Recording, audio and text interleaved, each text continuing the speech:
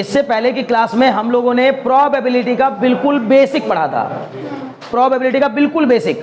और उस प्रोबेबिलिटी के बिल्कुल बेसिक में हमने सिर्फ इतना जाना था कि अगर हमें किसी भी इवेंट की प्रोबेबिलिटी चेक करनी है तो हम क्या पता करते हैं कि हमारे फेवर में कितने आउटकम्स आ रहे हैं और टोटल आउटकम्स कितने हैं। यानी कि probability of any event is equal to favourable number of outcomes upon total number of outcomes. यही था। बहुत अच्छे।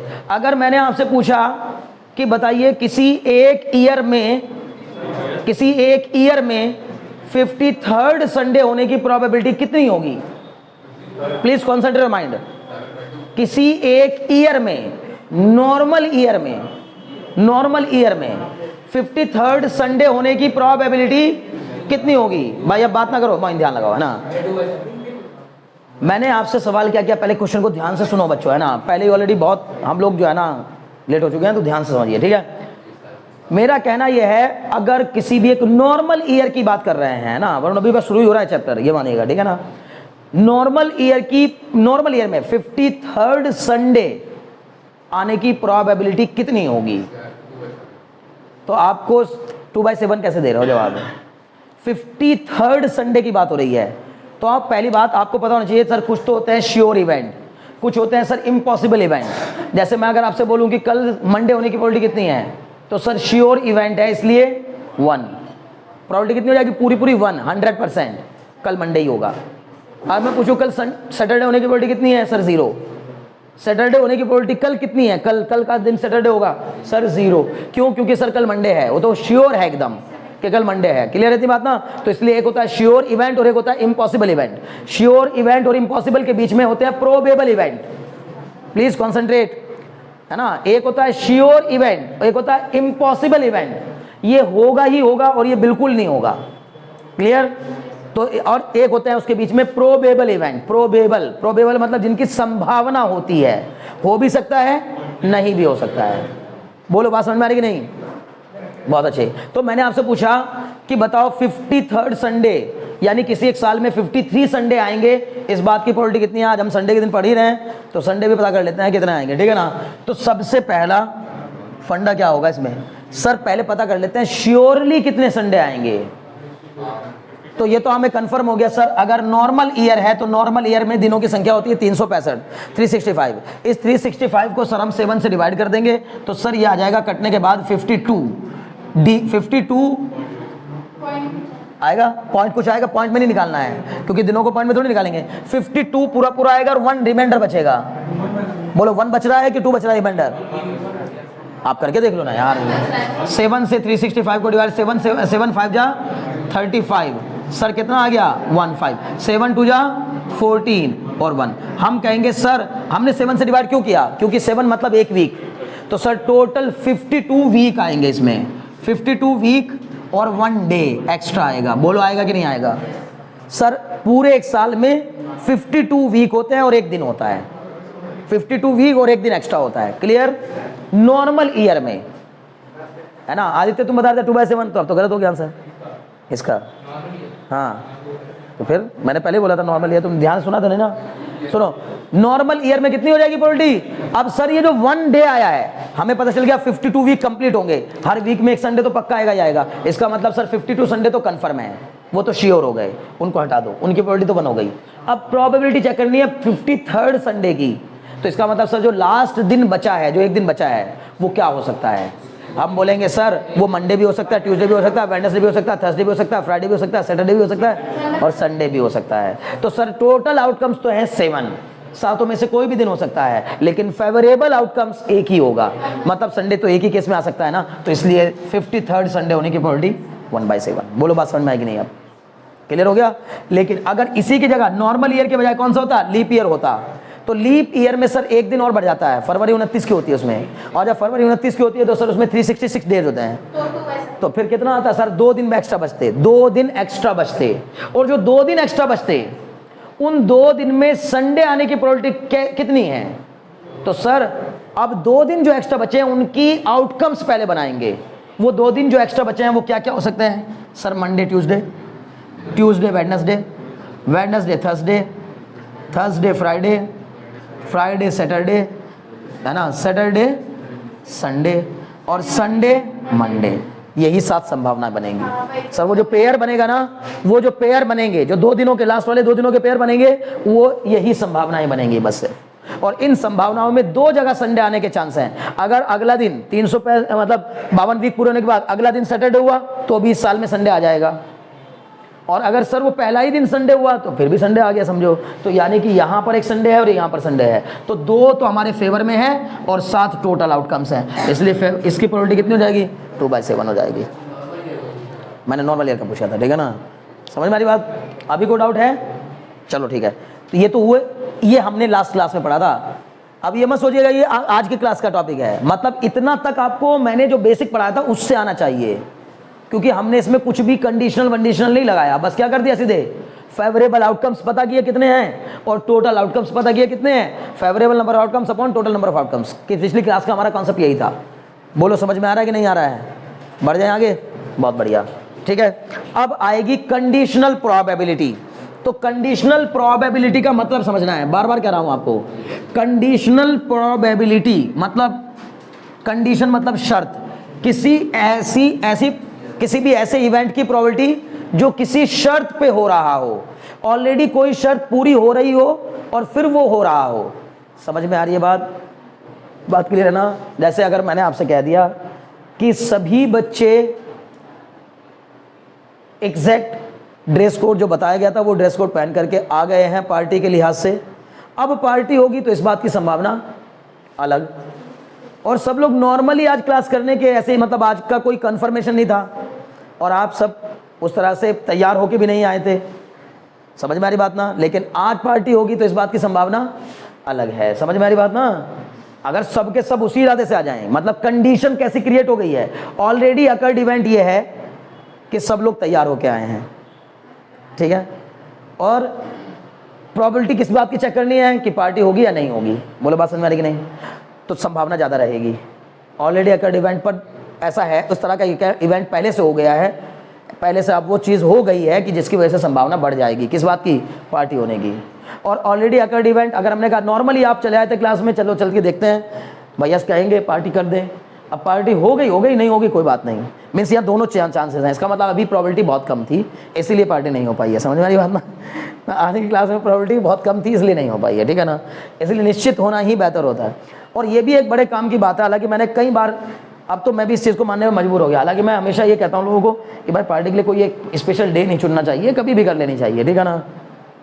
लेकिन अब मुझे भी ये लगने लगा कि जो काम जिस समय होना चाहिए बस उसी समय हो जाए, ज़्यादा बेहतर होता है, ठीक है ना? वो एक बार जहाँ निकला ना टाइम, तो उसके बाद फिर वो टलता रहता है, ठीक है ना? तो कोई भी चीज़ उसी समय ज़्यादा अच्छी लगती है जिस समय उसका टाइम था। लेकिन उस समय बहुत ही सिचुएशन, तब भी यही सोचा था कि यार बच्चे भी नहीं हैं, बहुत कम स्टूडेंट्स हैं, सब खैर छोड़ो। आप कुल मिला जुला के आप कंडीशनल प्रोबेबिलिटी पे आ जाओ। ऑलरेडी कंडीशनल प्रोबेबिलिटी में क्या होगा? एक इवेंट ऑलरेडी अकर हो जाएगा, एक इवेंट पहले से हो जाएगा, फिर हम दूसरे इवेंट के होने की प्रोबेबिलिटी चेक करेंगे। क्लियर है? हमेशा यही होगा कंडीशनल प्रोबेबिलिटी में। तो सर इसको लिखते कैसे हैं? कहीं भी अगर लिख दिया हमने P of A upon B, तो पहले हम इसको पढ़ते हैं P of A upon B को, probability of occurrence of A when B occurs already, ठीक है ना? मतलब मैं इसको पढ़ता क्या हूं, बार बार कह रहा हूं, प्रोबेबिलिटी, देखो कितने बेसिक से बता रहा हूं आप, probability of occurrence, probability of occurrence of A when B occurs already, अगर B ऑलरेडी हो गया हो, ठीक है ना? व्हेन B अकर्स ऑलरेडी, समझ गए ना? Occurrence of A, probability of occurrence of A when B occurs already. अगर A के होने की प्रोबेबिलिटी क्या होगी अगर B ऑलरेडी हो गया हो तो। उसी तरह इसका उल्टा होता है क्या? P of B upon A, probability of occurrence of B when A occurs already. A already हो चुका है तो अब B के होने की संभावना कितनी है? क्लियर? इसको निकालना हो तो हमेशा फॉर्मूला ये होता है बच्चे, P of A upon B का, ध्यान सुनिएगा, P of A upon B is equal to P of A intersection B upon P of B। मतलब उनके कॉमनली होने की प्रोबेबिलिटी को, उनके कॉमनली होने की, A इंटरसेक्शन B का मतलब क्या होता है? कॉमन। A और B दोनों के कॉमनली होने की प्रोबेबिलिटी को हमने मान लिया एक तरीके से फेवरेबल, क्योंकि तभी तो फेवर में होगा जब ये तो ऑलरेडी हो गया है वो भी हो जाए, दोनों एक साथ हो जाएंगे तो फेवर में आए ना हमारे।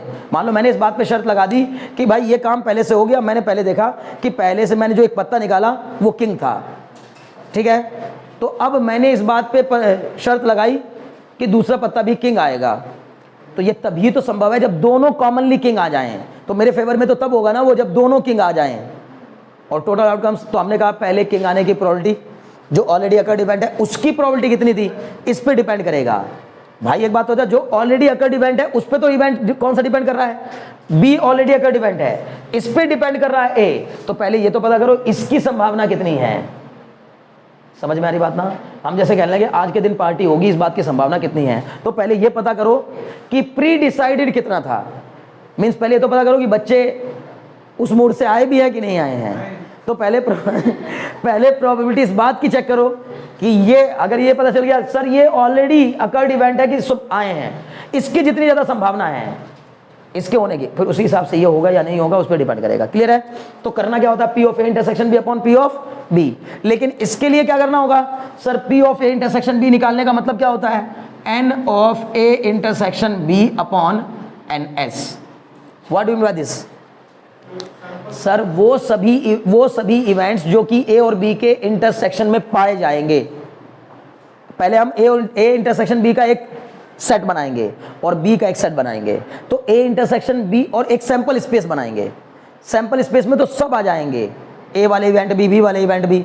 तो अब हम ए और बी का कॉमन वाला एक बनाएंगे, तो फिर हम क्या कहेंगे, ए और बी के कॉमन वाले सेट में जितने नंबर ऑफ एलिमेंट्स हैं उनको सैंपल स्पेस के नंबर ऑफ एलिमेंट्स से डिवाइड कर देंगे, तो निकल आएगा P of A intersection B. और उसी तरह से अगर एन बी को यानी कि बी वाले सेट में जितने एलिमेंट हैं उसको डिवाइड कर देंगे एन एस से, तो निकल आएगा पी बी।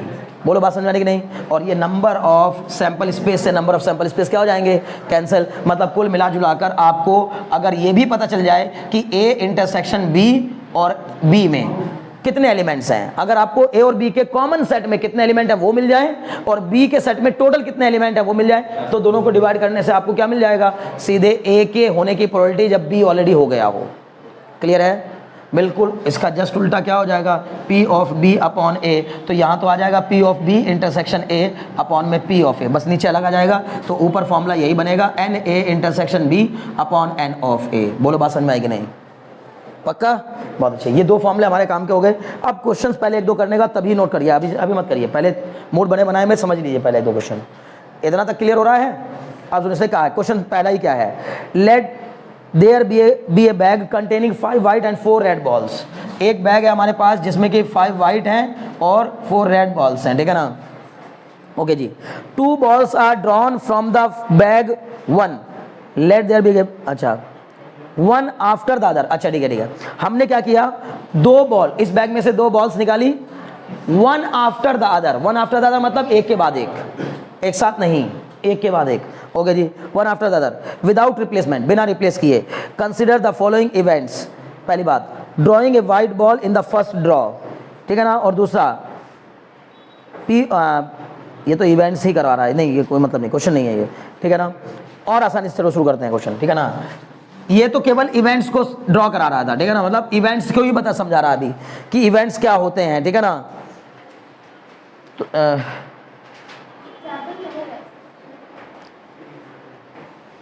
चलो अच्छा समझाई देता है इसको। मान लो मैंने कहा ये कितनी है, कितनी दी थी इसमें, 5 वाइट थी और 4 रेड थी। आपसे मैंने कहा कि ए को तो मान लो आपकी ball in the white ball in the first draw, पहले ड्रॉ में वाइट बॉल आई होगी, ए मतलब white ball in the first draw, white ball in first draw.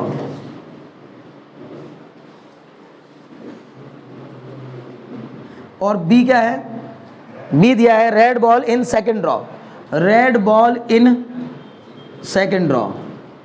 ध्यान सुनिएगा, अगर मैं आपसे ये पूछ लूं, प्लीज कॉन्सेंट्रेट माइंड, अगर मैं आपसे पूछ लूं कि प्रोबेबिलिटी ऑफ बी अपॉन ए क्या होगी, मतलब सुनिए, पहली बात तो दूसरे ड्रॉ में रेड बॉल निकलेगी, इस बात की प्रोबेबिलिटी पहले ड्रॉ पर डिपेंड करेगी या नहीं करेगी, सर करेगी, क्योंकि मैंने बोला विदाउट रिप्लेसमेंट। तो इसका मतलब है कि अगर पहले ड्रॉ में कोई भी बॉल निकल जाए, चाहे कोई भी निकल जाए, वैसे तो पहले उसने कहा वाइट निकलेगी, पहले वाले ड्रॉ में अगर व्हाइट बॉल निकल गई तो बताइए दूसरे वाले ड्रॉ में रेड बॉल निकलने की संभावना बढ़ जाएगी या घट जाएगी?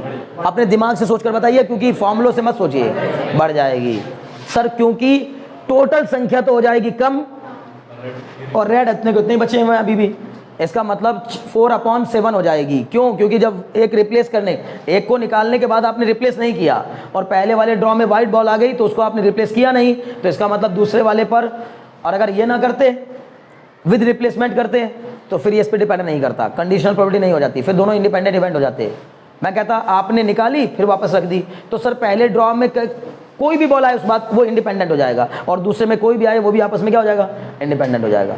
तो फिलहाल अगर मैं आपसे पूछूं P of B upon A बताओ, P of B upon A, तो आपका जवाब होगा सर दूसरी P अपॉन A, मतलब B के होने की प्रोबेबिलिटी जब A हो गया हो। A पता है हमें कि हो चुका है, तो A हो चुका है मतलब यानी पहली वाली बॉल जो निकली है वो पक्का व्हाइट है, तो इसका मतलब दूसरी वाली के रेड होने की प्रोबेबिलिटी, तो हम बोलेंगे सर 4/7। बोलो बात समझ में आएगी नहीं? नहीं सॉरी 4/, अच्छा हाँ ठीक है, अभी तो 9 है ना, 4/8 मतलब कितना हो जाएगा? 1/2। समझ गए ना? तो ये इलस्ट्रेशन था इसलिए मैंने इसको हटा दिया। अभी मैं क्वेश्चन कराता हूँ कुछ पहले ठीक ठाक से, ठीक है ना? बोलो।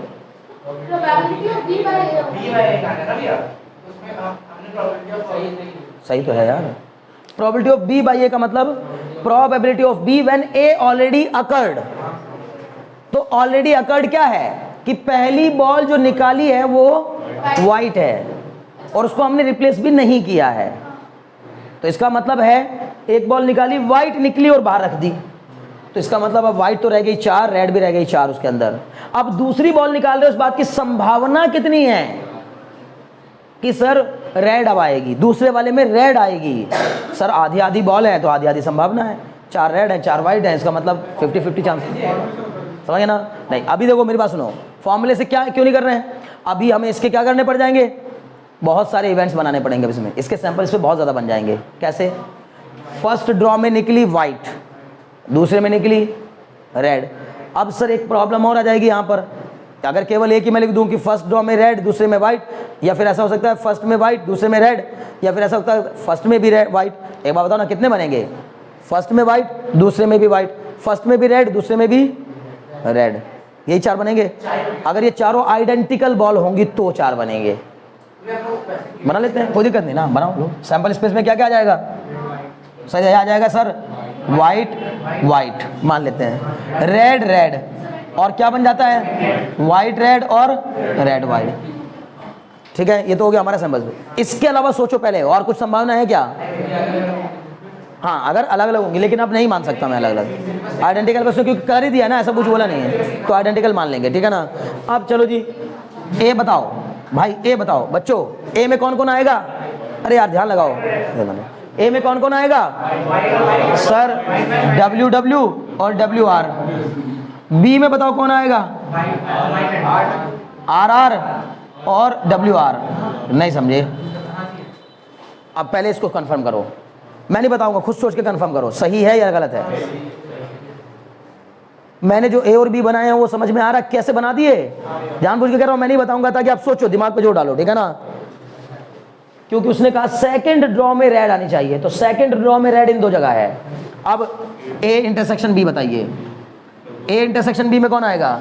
सर ये आ जाएगा WR। आ गया? अभी कोई डाउट है? मैंने आपको क्या पूछा है?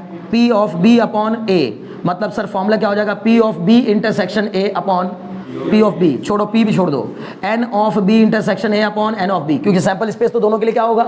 सेम। हाँ सुनो नीचे NA। क्लियर है? सैंपल स्पेस तो दोनों के लिए क्या हो गया? सेम, तो वो NS से NS कट जाता है हमेशा। तो आप A इंटरसेक्शन B में कितने एलिमेंट्स हैं? कितने एलिमेंट्स हैं? कौन कौन है नहीं मतलब है, कितने हैं? 1। और दोनों के सॉरी ए में कितने हैं? ए में कितने हैं? सिर्फ 2। आ गया प्रॉब्लम खत्म। बोलो बात समझ में कि नहीं?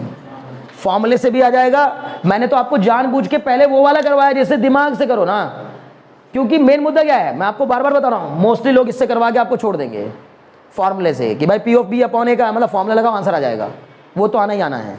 लेकिन बार बार आपसे कह रहा हूं कि आप पहले ऐसे तो सोचो, जैसे मैंने आपको कहा कि भाई कंडीशनल प्रोबेबिलिटी का मतलब है वो किसी पर किसी शर्त के साथ हो रही है। सर पहले से एक शर्त मौजूद है, एक कंडीशन मौजूद है, तब ये काम हो रहा है, तो इस बात की प्रोबेबिलिटी क्या होगी? और कोई कंडीशन ना हो फिर सीधे उसकी प्रोबेबिलिटी निकालें तो वो एक अलग कहानी होगी। समझ में आ रही बात ना? अभी कोई डाउट तो नहीं है? बहुत अच्छे, ठीक है ना? तो मतलब कंडीशंस के साथ में प्रोबेबिलिटी निकालना है, ठीक है। खैर अब देखो, आप कुछ क्वेश्चन वाले ऐसे वाले करते हैं जिनमें कि डायरेक्ट फॉर्मूला ही लगेंगे। पहले आप लिखिएगा, ई लिखो, a coin is toss 3 times. इसको मिटा दूं क्या? लिखना है, लिखो। देखिए इसको हटा करके अभी, a coin is tossed 3 times. एक कॉइन को हमने कितनी बार उछाला है? 3 बार। A coin is tossed 3 times, ठीक है। फिर क्या कहा उसने? फिर उसके साथ इवेंट्स दिए हैं। ई इवेंट दिया, ई दिया है head on, please concentrate. A coin is tossed, a coin is tossed 3 times, a coin is tossed 3 times. और फिर ई में दिया है क्या? सॉरी, ई दिया है head on third toss, head on third toss,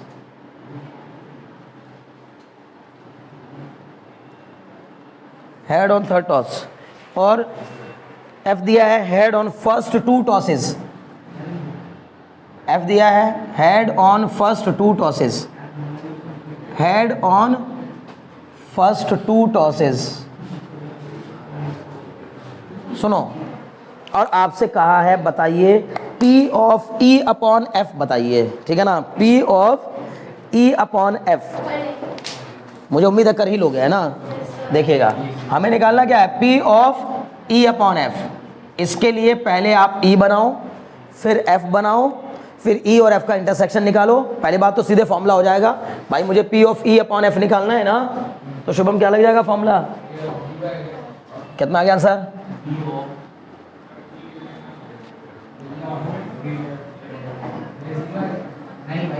zero आ रहा है।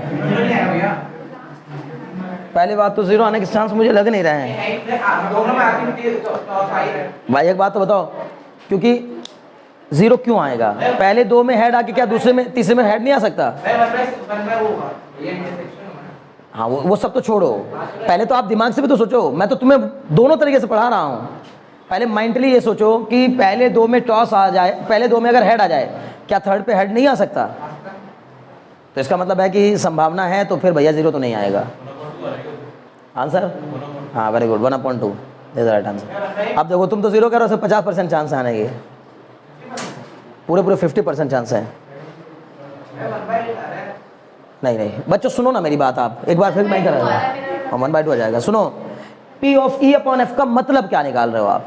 P of E upon F का मतलब क्या है?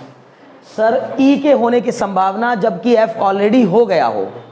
तो ये सब भी क्यों सोचना? आप अगर एग्जाम के हिसाब से करना है तो सारे बनाओ ना यार। सैंपल स्पेस में कितना आएंगे पहले बताओ? 8 इवेंट आएंगे, सैंपल स्पेस में तो 8 आ जाएंगे, उसको छोड़ दो, वैसे भी जरूरत नहीं है। E बनाओ, E में हेड ऑन थर्ड टॉस, मतलब कौन कौन से वाले लेने हैं केवल सैंपल स्पेस में से? सर हेड हेड हेड ले ले, TH ले ले, ले ले, TTH ले ले, और बताओ और भी कोई है क्या? नहीं, HTH ले ले, और कोई? थर्ड पे चाहिए हेड, बाकियों पे कुछ भी आ चलेगा। क्लियर है? बहुत अच्छे। अब F बताओ, F तो F पर हमें क्या चाहिए? हेड ऑन फर्स्ट 2 टॉसेस, तो head on first 2 tosses HHT और HHH, बस यही होंगे ना? बस इसके अलावा कोई दिख रहा है? नहीं सर। E इंटरसेक्शन F निकालिए सर, एक ही आएगा, HHH। क्लियर? अब हमें P of E upon F निकालना है, तो फॉर्मूला हो जाएगा P of E intersection F upon P of F, मतलब कितना? 1/2। खत्म बात। क्यों?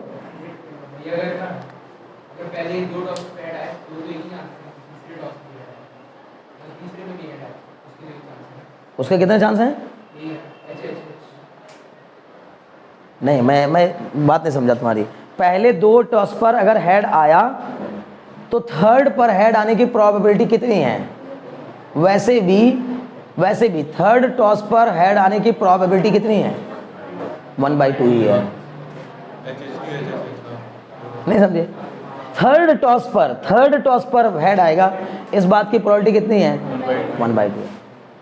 समझ गए ना? अच्छा, इस बात से मैंने पूछा थर्ड टॉस पर हेड आएगा, इस बात की प्रोबेबिलिटी इस पे डिपेंड कर रही है क्या कि पहले दो पे क्या आया है? क्या मतलब है उस बात का? हाँ, अगर समझ लो ना मेरी बात कि भाई पहले टॉस पर हेड आया है, उससे क्या लेना देना मुझे थर्ड टॉस पर हेड आएगा इस बात की प्रोबेबिलिटी चेक करनी है। पहले दो पर हेड ऑलरेडी आ चुका है ना? Head on third toss. अच्छा, और हाँ, और पहले दो टॉस पर हेड आ चुका।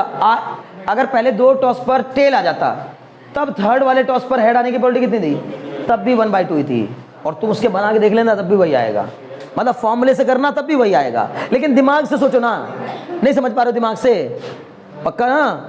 मेन मुद्दा बार बार कह रहा हूँ भाई, क्वेश्चन को ना बेपारो प्रोबेबिलिटी के क्वेश्चन को अगर कोई आपसे बिना फॉर्मूले के करवा रहा है ना 12th में, नहीं तो 12th में फॉर्मूला बेस्ड क्वेश्चन आते हैं सब। सबसे बड़ी प्रॉब्लम यह है कि पहली क्लासेस में नॉलेज बेस्ड क्वेश्चन आते थे और 12th में पूरे फॉर्मूला बेस्ड आते हैं। एक भी क्वेश्चन आए क्योंकि पता है आपको पहले से पता बेस थ्योरम का क्वेश्चन आएगा और वो सीधा फॉर्मूला बेस्ड क्वेश्चन है, वो दिमाग से होगा भी नहीं। आप उसको बहुत ज़्यादा दिमाग लगा के सोचने की कोशिश करोगे, करवा तो दूंगा मैं उसको, लेकिन बहुत टाइम लगेगा फिर उसको समझाने में, इसलिए फॉर्मूला बना दिया उसका सीधा सीधा। ठीक है ना? अब आगे बढ़ो। अगर मैंने आपसे कह दिया इसी क्वेश्चन में, प्लीज कॉन्सेंट्रेट ऑन माइंड, अगर मैंने आपसे कह दिया मुझे P of E upon F ही बताओ, है ना? पलक खेलने की जरूरत नहीं है, यहाँ ध्यान लगाओ। ठीक है, बाद में खेलेंगे घर जाके। ठीक है, चलो यहाँ ध्यान लगाओ। इसने कहा, सुनो, E है हमारा एटमॉस्ट 2 टेल्स। E क्या है? एटमॉस्ट 2 टेल्स। और F है हमारा क्या? At least 1 tail. At least 1 tail. हाँ जी, पहला E तो है एटमॉस्ट 2 टेल्स और दूसरा है एटलीस्ट 1 टेल। अब आप पहले एक बात बताओ मुझे, E बाई एफ ही निकालना है। E बाई एफ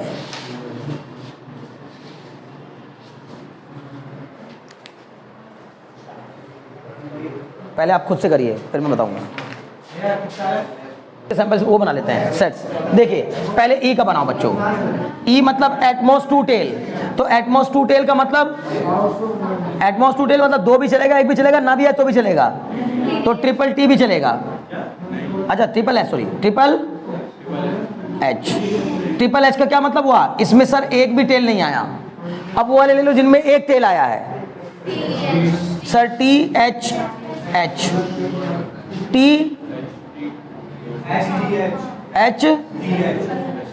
TH और अब ये हो गया, एक वाले हो गए। अब 2 वाले ले लो जिनमें 2 टेल आए हों सर, TH। और कोई बचा? HTT। और कोई बचा?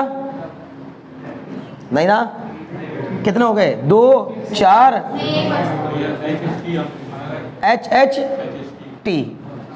HHT एक ये बचा, 7 हो गए। अरे वैसे भी कुल मिला के भाई एटमॉस्ट 2 का मतलब है ज्यादा से ज्यादा 2 टेल, 3 नहीं आनी चाहिए। बस 3 टेल वाले को हटा दो, बाकी सब आ जाएंगे। आ गए? फिर आ जाओ जी F पर। F में कौन कौन आएगा? एटलीस्ट 1 टेल, एटलीस्ट 1 टेल, कम से कम एक टेल। तो सर कम से कम एक टेल, ट्रिपल H को हटा दो, कौन आ जाएगा? THH, TTT, HTH, HTH, HTT, HHT और THT। देख लो कितने हो गए? 2 4 6, एक और बचा, बोलो कौन सा? THH हो गया? नहीं, THH हो गया था। और बताओ? TTH। समझ गए? अब इन दोनों में कॉमन बताओ। इन दोनों में सर कॉमन कितने? 6 हैं। बस कौन कॉमन नहीं है? ये एक, ये वाले, ये दोनों कॉमन नहीं है, बाकी सब कॉमन है। इसका मतलब 6 कॉमन है। तो E इंटरसेक्शन F में कितने आएंगे? 6 आएंगे, 6 आ जाएंगे ना, मैं जानबूझ के लिख रहा हूँ। और एफ में कितने आएंगे सर 7, तो बस A E intersection F upon F मतलब कितना 6/7। अभी कोई डाउट है? आगे बढ़ो। ठीक है, हाँ बच्चे बोलो। देखो बिना फॉर्मूले कैसे करेंगे, दिमाग लगाओ, है ना। इसको बंद कर देते हैं, ठीक है ना। देखो इसने क्वेश्चन में कहा है, प्लीज कॉन्सेंट्रेट, बहुत काम का क्वेश्चन है। Mother father and son, mother father and son line up at random for a family picture. माताजी पिताजी और एक बेटा एक फैमिली पिक्चर के लिए तैयार हैं, उनको फैमिली फोटो खिंचवानी है। इस दौर की बातें हैं जिस दौर में फैमिली फोटो खिंचवाना भी एक क्या हुआ करता था, एक बड़ा उत्सव हुआ करता था, उत्सव कि हाँ अच्छा फैमिली फ़ोटो के लिए कैमरामैन को बुलाया है स्पेशली। और आज हमने जो है ना फैमिली फ़ोटो, अब यहाँ तो हज़ारों फ़ोटो एक साथ क्लिक हो जाती हैं। खैर अब इसने क्या कहा, find the probability of P of A upon B. हमें क्या निकालना है भाई, ध्यान सुनो, आप P of A upon B find करना है।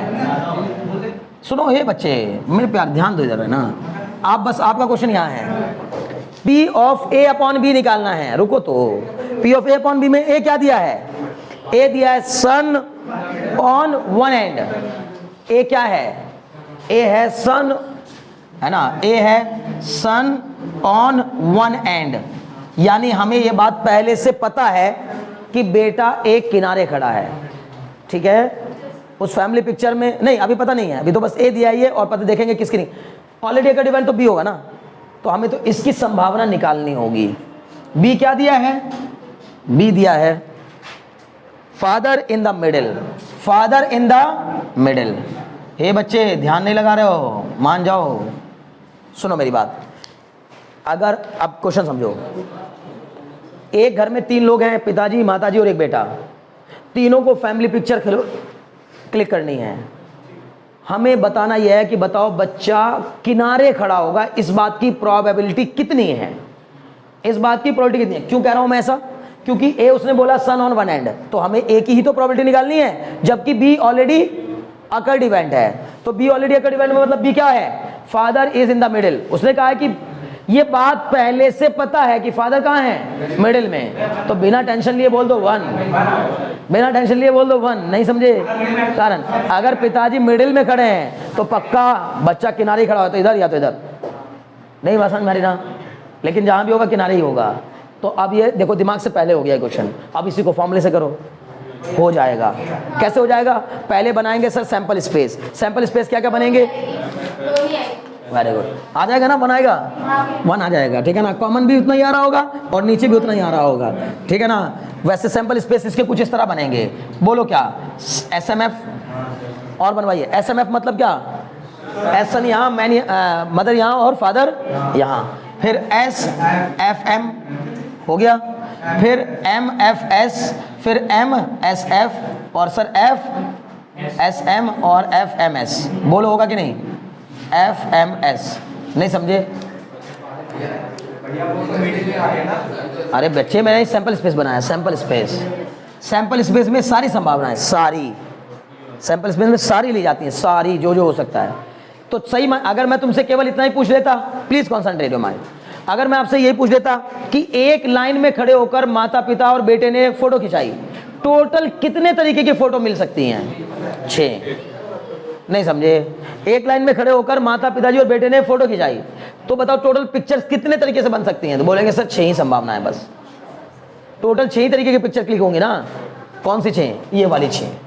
अब इनमें से उसने कहा ए बताओ क्या है, ए के बारे में बताओ भाई, ए सेट में क्या आएगा बच्चों, उसने कहा सन ऑन वन एंड, तो सन ऑन वन एंड में 2 आएंगे, SMF और SFM। बोलो नहीं 4 आएंगे, 4। एक आएगा कौन सा, MFS और MSF। नहीं समझे, अरे यार क्या कर रहा हूं मैं, कुछ भी कर रहे हैं, हाँ ठीक है बताओ, गधा कहेगा।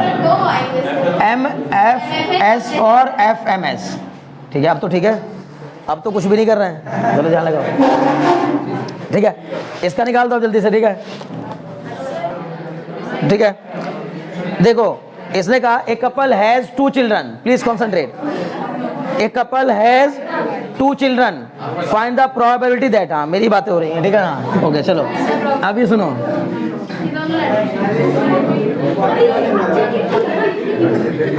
सुनो बच्चे सुनो, a couple has 2 children, find the probability that both the children are boys if it is known that older child is a boy। सुनिए, एक कपल के 2 बच्चे हैं, है ना, a couple has 2 children, find the probability that both the children are boys। हमें इस बात की प्रोबेबिलिटी पता करनी है कि दोनों बेटे होंगे या दोनों लड़के होंगे। If it is already occurred या if it is already known the older is boy, बड़ा बेटा है, तो दोनों के बेटे होने की संभावना कितनी है? यार बाय वाले बच्चे भी कर सकते हैं, इतना मुश्किल नहीं है।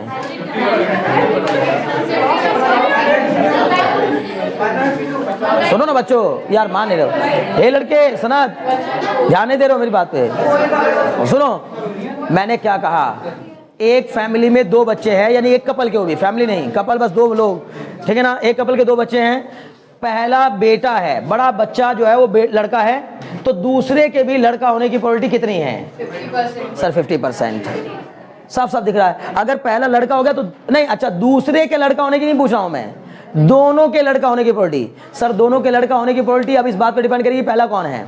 अगर पहला लड़का है तो अब संभावना है कि दोनों लड़के होंगे, तो समझ लीजिए बस दूसरा वाला अगर लड़का हो गया तो समझ लीजिए दोनों लड़के हो जाएंगे, और दूसरा वाला लड़का तभी हो, दूसरे के लड़का होने की प्रोबेबिलिटी कितनी हो गई?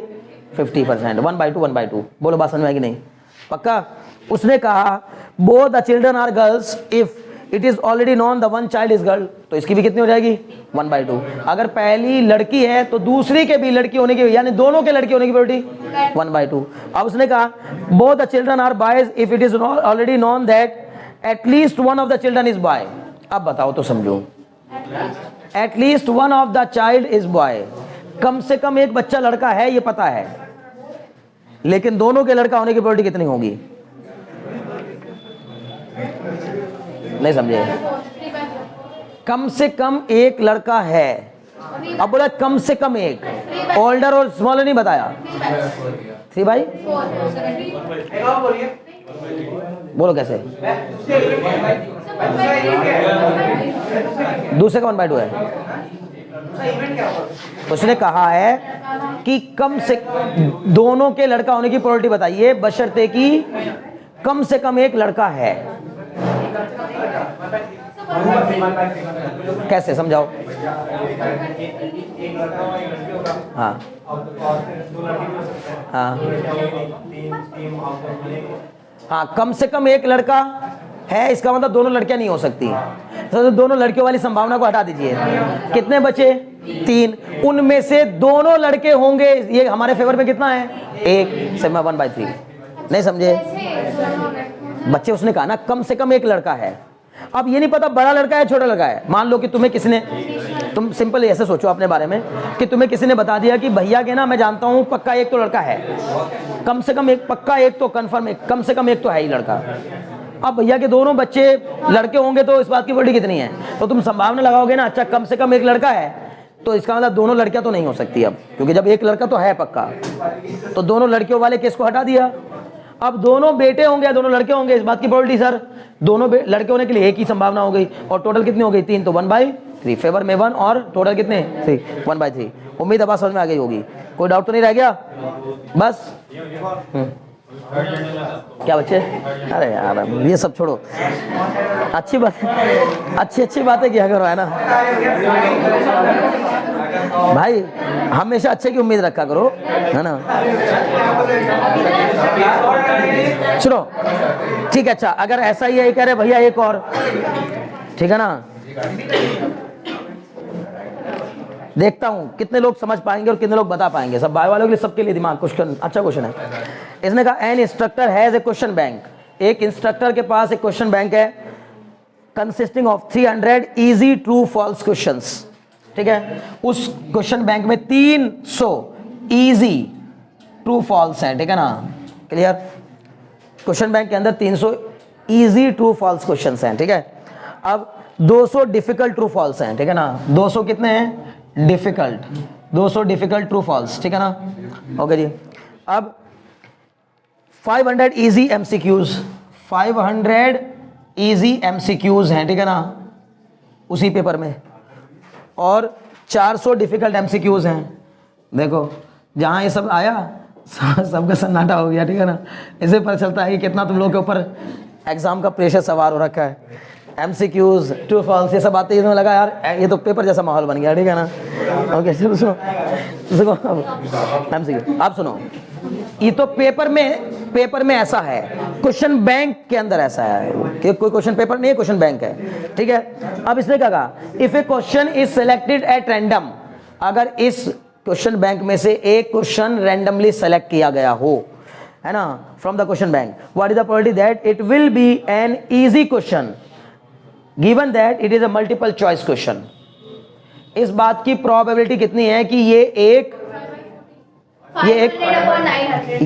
इजी क्वेश्चन होगा, उसके मैंने जो क्वेश्चन रैंडमली सेलेक्ट किया क्वेश्चन बैंक में से, उसके इजी होने की संभावना कितनी है, बशर्ते कि ये बात आपको पहले से पता है कि वो जो क्वेश्चन चुने गए हैं वो एमसीक्यू है, जो क्वेश्चन चुना गया है वो एमसीक्यू है। 5/8 5/8 क्यों कह रहे हो यार?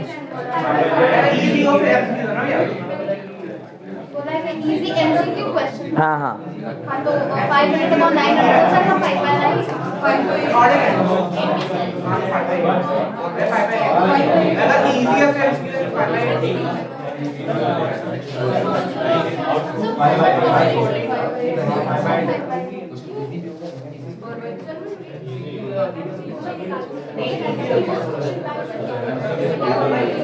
हाँ भाई कौन बताए, एक बार सुनो, पहले बाहर वाले बच्चों को मौका देते हैं, बताओ भाई क्या हो सकता है? 5/, नहीं 5/14 नहीं। हाँ मैंने कहा, मैंने इस क्वेश्चन बैंक, ये क्वेश्चन बैंक है मेरे पास, मैंने इस क्वेश्चन बैंक में से एक क्वेश्चन रैंडमली सेलेक्ट कर लिया पेपर में रखने के लिए। अब ये तुम्हें बता दिया कि मैंने जो क्वेश्चन पेपर में रखा है, जैसे तुम लोग अक्सर पूछा करते हो भैया कुछ तो हिंट दीजिए, तो मैंने बता दिया भाई वो एमसीक्यू है, एमसीक्यू है। अब इस बात की संभावना कितनी है कि वो क्वेश्चन आसान रहा होगा? कितना होगा? तो बस इसीलिए कह रहा हूं, सिर्फ सोचने का नजरिया बदलो ना थोड़ा सा, हाँ बहुत बढ़िया, तुमने बहुत पहले बता दिया। पहले ये सोचने का ढंग बदलो ना थोड़ा सा, कि भैया आपने बोला अच्छा ये पहले से पता है कि वो एमसीक्यू है, तो अब उसके इजी होने के चांस कितने हैं भाई? एमसीक्यू में इजी कितने हैं? 500। एमसीक्यू में इजी कितने हैं? 500। ये तो पहले से पता है कि एमसीक्यू है, तो एमसीक्यू में तो सर 900 में से कोई भी क्वेश्चन हो सकता है ना। अगर मैं आपको बता दूं कि वो जो क्वेश्चन मैंने पिक किया है वो एमसीक्यू पिक किया है, तो इसका मतलब आपके दिमाग में पहली पिक्चर बनेगी कि इसका मतलब 900 इन 500 को छोड़ दो, इन 500 को छोड़ दो, हटा दो, तो बच्चे सर 900 क्वेश्चन, 900 क्वेश्चंस बचे। इन सर 900 क्वेश्चन में से कोई ना कोई एक क्वेश्चन आया है। अब उसके इजी होने की प्रोबेबिलिटी कितनी हो गई सर? 500/900 मतलब 5/9। और उसके डिफिकल्ट होने की प्रोबेबिलिटी कितनी हो गई? समझ में आ रही बात ना? अभी को डाउट है? अगर मैंने बता दिया कि वो क्वेश्चन डिफिकल्ट है, आपको मैंने पहले बता दिया कि मैंने जो क्वेश्चन पिकअप किया है वो डिफिकल्ट है, तो बताओ उसके ट्रू फॉल्स होने की प्रोबेबिलिटी कितनी है? वो क्वेश्चन डिफिकल्ट है, मैंने बता दिया वो क्वेश्चन, आपने जब मुझसे पूछा कि भैया कुछ हिंट दीजिए, तो मैंने कहा भाई क्वेश्चन डिफिकल्ट है। अब क्वेश्चन डिफिकल्ट है और आपके पास जो क्वेश्चन बैंक लिखा ना उस पर लिखे हुए भी हैं इजी डिफिकल्ट जो भी है, तो आप पहले आपसे मैंने पूछा बताओ इस बात की संभावना कितनी है कि वो ट्रू फॉल्स रहा होगा? 1/, एक मिनट, हाँ नैन्सी 2/5, हाँ पलक 2/5, हाँ आस्था 2/5, हाँ आदित्य मैं बोल तो रहा हूँ।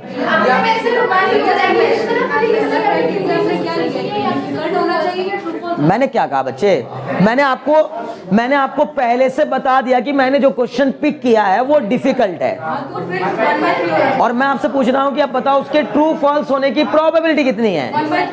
तो 1/3। नहीं समझे? यही बोला था शुरू से, यही बोल रहा हूँ, ठीक है ना? तो कितना होगा? 1/3। अभी भी आंसर क्या ही होगा? हर बार आंसर 1/3 आएगा क्या? नहीं, ये तो कॉन्फिडेंस है 1/3 आ गया। कैसे आया समझो। मैंने कहा पहले से ये बात पता चल गई कि क्वेश्चन डिफिकल्ट है, तो सर पहले तो इजी वालों को बाहर कर दो। प्रोबेबिलिटी, अच्छा आपको जब हिंट मिल जाता है उससे क्या हो जाता है, गेस लगाने की प्रोबेबिलिटी बढ़ जाती कि नहीं आपकी। अगर आप एक दिन पहले पेपर से एक दिन पहले हिंट क्यों लेते हो, भैया थोड़ा हिंट तो दीजिए, भैया कुछ तो बताइए, या क्विज होने जा रही है, मैंने आपसे आते ही एकदम सरप्राइज क्विज करा रहा हूं, तो तब ज्यादा संभावना है आपके जीतने की। या अगर एक दिन पहले हिंट देके भेजा कि बस जीके की क्विज कराएंगे, तो फिर आप कम से कम मैथ्स को हटा दोगे, समझ लो ना, कंप्यूटर साइंस को हटा दोगे, हमें मतलब जो प्रॉपर कंप्यूटर साइंस है, जीके की क्विज होगी अगर मैंने ऐसे बोला, या फिर मैंने बोला कि मैथ्स क्विज कराएंगे कल, तो अब मैथ्स क्विज कराओगे तो केमिस्ट्री को तो हटा दोगे ना, तो अब आपके जीतने के चांस थोड़े ज्यादा हो जाएंगे ना। इसलिए पहले क्या करते हो, हिंट पहले क्यों मांगते हो, सर कुछ तो हिंट दीजिए, तो पहले हिंट इसलिए मांगा जाता है ताकि सही निशाना लगाया जा सके, समझ में आ रही बात ना। तो इसका मतलब मैंने आपको पहले हिंट कर दिया क्या कि वो क्वेश्चंस कैसे हैं, डिफिकल्ट हैं, तो सर आप पहले इजी वाले हटा दीजिए, ये हटा दीजिए और ये हटा दीजिए। तो टोटल क्वेश्चन कितने बचे हमारे पास, 400 400 200 600।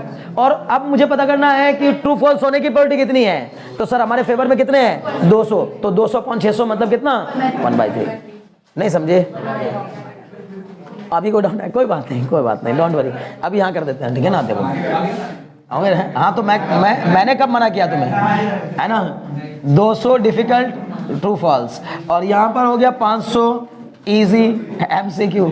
वो टेंशन में आ रहा है कि यार मैं जवाब ही नहीं दे पा रहा हूँ, भैया क्वेश्चन पे क्वेश्चन पूछे जा रहे हैं, इसलिए वो कह रहा है कि देखिए ना, अब हम वही लिखा है, कोई बात नहीं ना, उसको दिख नहीं रहा था, ठीक है। अब यहाँ ध्यान रखो, अभी को डाउट है, ध्यान से सुनो, मैंने इस क्वेश्चन बैंक में से 2 क्वेश्चन पिकअप किए, है ना, इस क्वेश्चन बैंक में से 2 क्वेश्चन पिकअप किए, ठीक है ना। तो आप मुझे बताइए इस बात की, हाँ दोनों, चलो एक साथ नहीं, 1 by 1 2 क्वेश्चन लिए, 1 by 1 2 क्वेश्चन लिए। अब क्वेश्चन बैंक में कैसे करोगे विदाउट रिप्लेसमेंट, उसमें तो रहेंगे ही वो क्वेश्चन। मैंने एक क्वेश्चन पिक कर लिया और फिर उसके बाद उसको पेपर में रख दिया, तो अब वो विदाउट रिप्लेसमेंट ही हो जाएगा। क्यों हो जाएगा विदाउट रिप्लेसमेंट, अब कोई दूसरा क्वेश्चन वो थोड़ी रखूंगा सेम, समझ में आ रही बात ना। तो इसका मतलब समझो वो विदाउट रिप्लेसमेंट ही हो गया, क्योंकि जिसको ले लिया उसको एक्सक्लूड कर देंगे ना भाई, नहीं समझ रहे हो मेरी बात, बहुत अच्छे। तो सर हमने इस क्वेश्चन बैंक में से 2 क्वेश्चन लिए हैं 1 by 1। पहले मैंने एक क्वेश्चन लिया, उसको नोट डाउन कर दिया पेपर में, मतलब पेपर में लिख दिया, फिर एक क्वेश्चन लिया, उसको पेपर में लिख दिया। अगर ये पहले से पता हो कि पहला एमसीक्यू है और दूसरा ट्रू फॉल्स है, तो दोनों के डिफिकल्ट होने की प्रोबेबिलिटी क्या होगी, डिफिकल्ट है, सॉरी पहला एमसीक्यू है दूसरा ट्रू फॉल्स है। अगर ये मैंने तुम्हें पहले ही बता दिया कि 2 क्वेश्चन पेपर में आएंगे कल, और बस एक एमसीक्यू होगा और एक ट्रू फॉल्स होगा, या मैं जो पूछूंगा उसमें एक एमसीक्यू होगा और एक ट्रू फॉल्स होगा, तो दोनों के डिफिकल्ट होने की प्रोबेबिलिटी कितनी है,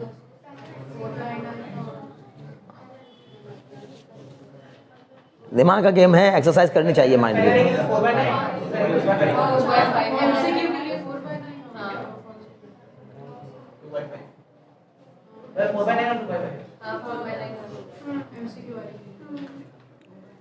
क्या चीज, दोनों के डिफिकल्ट होने की प्रोबेबिलिटी पूछी है मैंने,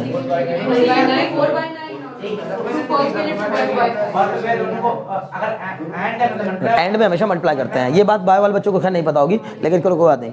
एंड के मतलब बच्चे जब जहां 2 संभावनाएं आ जाती ना और वहां एंड का केस बन रहा होता है तो मल्टीप्लाई करते हैं, मतलब ये भी होना चाहिए एंड ये भी होना चाहिए, तो पहला भी डिफिकल्ट होना चाहिए और दूसरा भी डिफिकल्ट होना चाहिए। क्लियर, बताओ क्या आएगा आदित्य, पहला भी दोनों डिफिकल्ट होने की प्रोबेबिलिटी 4 by 7। नवेद बताओ, अजीब आ रहा है क्या, क्यों ऐसे क्यों सोच रहे हो, चलो खैर छोड़ो सोचते हैं। मैंने कहा पहला, मैंने आपको हिंट दे दिया, पहला एमसीक्यू है, पहला एमसीक्यू है, पहला क्वेश्चन जो मैंने पेपर में डाला वो एमसीक्यू है, इसका मत सॉरी ये कहा था ना एमसीक्यू है, तो आप एक काम करो ट्रू फॉल्स को हटा दो, टोटल संभावना में से ही आपने क्या हटा दिया, ट्रू फॉल्स हटा दिया, तो बचे कितने एमसीक्यू, क्या बचे 900। अब उसके डिफिकल्ट होने की प्रोबेबिलिटी कितनी होगी सर 4 by 9। क्लियर, ये तो होना ही चाहिए। एंड के लिए क्या लगाते हैं हमेशा बीच में मल्टीप्लाई, एंड दूसरा टर्म क्या, हमने कहा दूसरा क्वेश्चन ट्रू फॉल्स होना चाहिए और वो डिफिकल्ट होना चाहिए, तो सर सिंपल है, तो डिफिकल्ट 2 by 5 ये आंसर आ जाएगा। मतलब 8/45। नहीं समझे आप? पता नहीं कुछ का कुछ बता रहे थे, कोई कुछ बता रहा, कोई कुछ बता रहा। हाँ 8/45 अभी समझ में आ गया? कोई डाउट है? नहीं, चलो आगे बढ़ जाते हैं, बस छोड़ा है ना, आज के लिए इतना काफ़ी है ना? अच्छी खासी एक्सरसाइज हो गई होगी आप लोगों की, चलो ठीक है।